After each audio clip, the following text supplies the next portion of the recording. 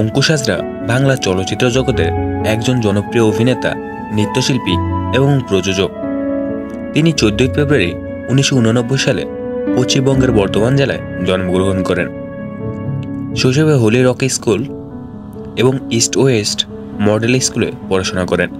পরবর্তীতে কলকাতায় এসে দ্য হেরিটেজ একাডেমিতে বিবিএ সম্পন্ন করেন এবং বিখ্যাত কোরিওগ্রাফার বাবা যাদবের কাছ থেকে নাচ শেখেন।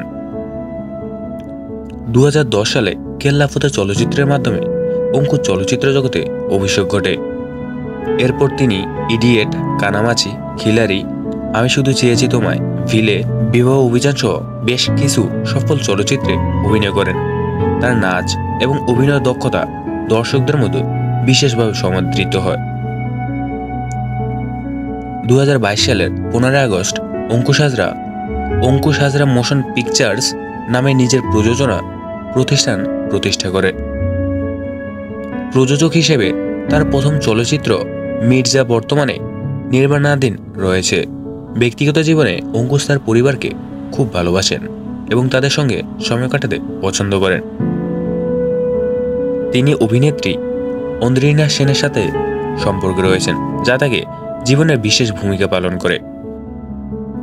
অভিনয়ের পাশাপাশি অঙ্কুশ বিভিন্ন টেলিভিশন শো এবং রিয়েলিটি শোতে অংশগ্রহণ করেছেন, যা তার জনপ্রিয়তা আরও বাড়িয়ে দিয়েছে।